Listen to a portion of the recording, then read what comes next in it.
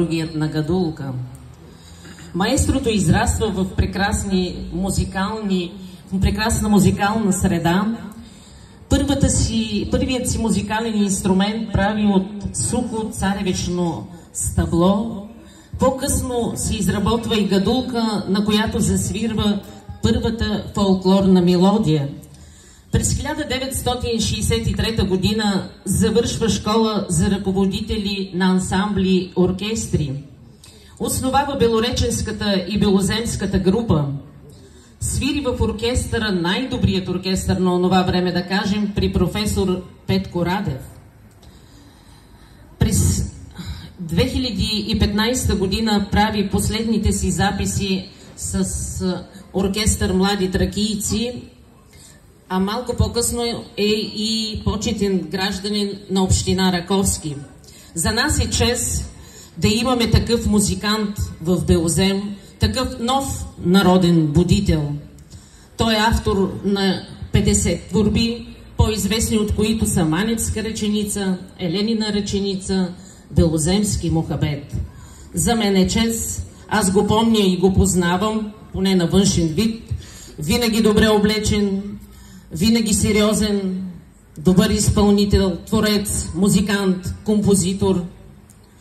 Поклон пред него.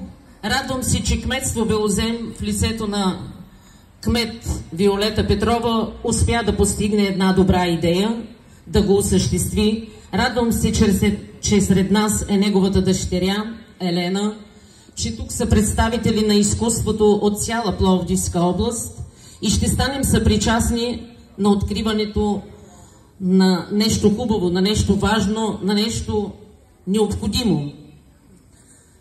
Още веднъж да си честитим празника и да се зарадваме на това, че един белоземски будител намери своето заслужено място.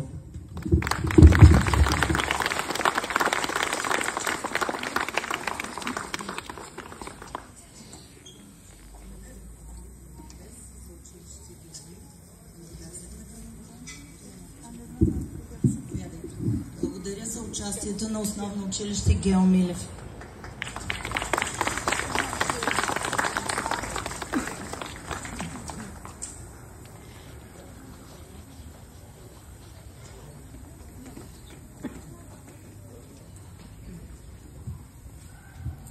Добър ден, уважаеми дами и господа!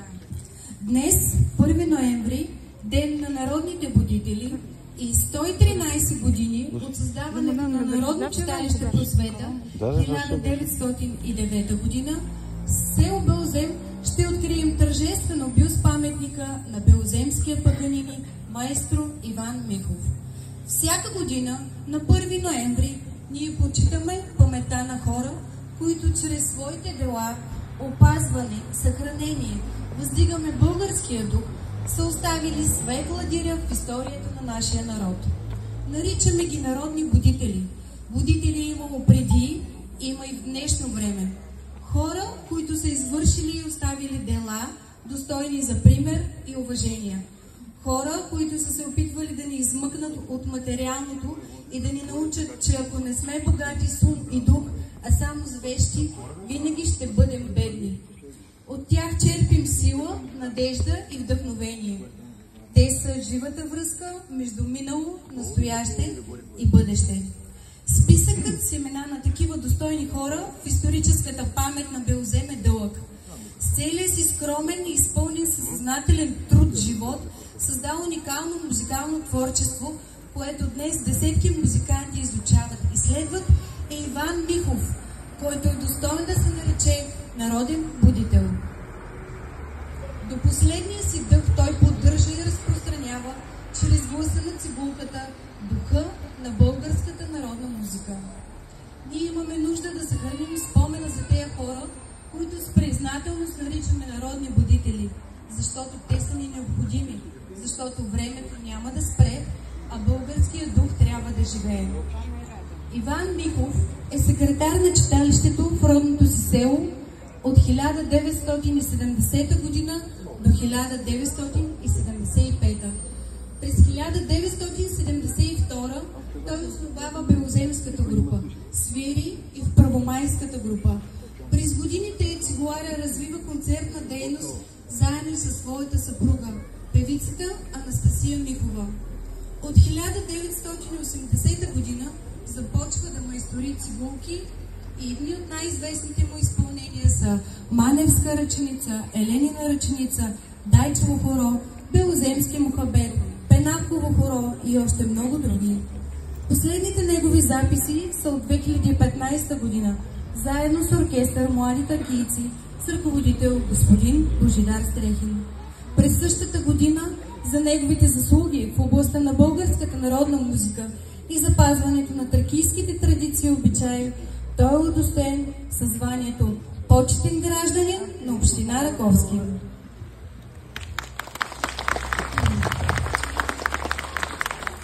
И стигаме в момента, в който ще отдадем почети на този паметник, за който ще кажем, че реализацията за осъществяването е благодарение на община Раковски, Инса Ойл, Гранит Строй, Вюрт Електроник, Гранит Агро, Народно читалище Просвета и на всички вас със събраната сума от благотворителния концерт в памет на майстор Иван Михов.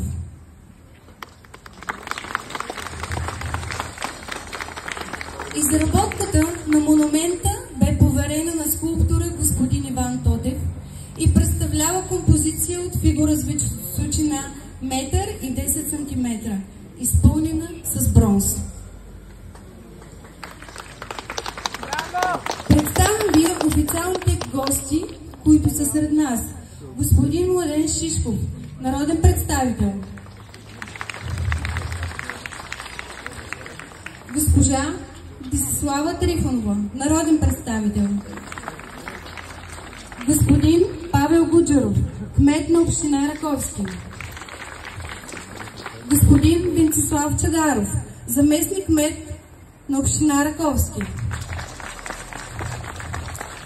Господин Рангел Матански, председател на Общински съвет община Раковски. Художници: господин Иван Димитров, хореография, режисьор. Господин Иван Тотев, скулптор. Госпожа Елена Сугарева, дъщеря на дядо Иван Михов.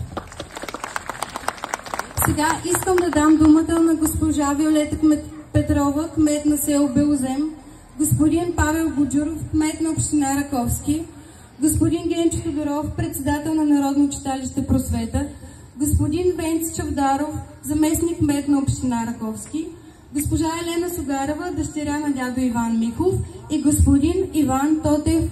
Заповядайте при нас.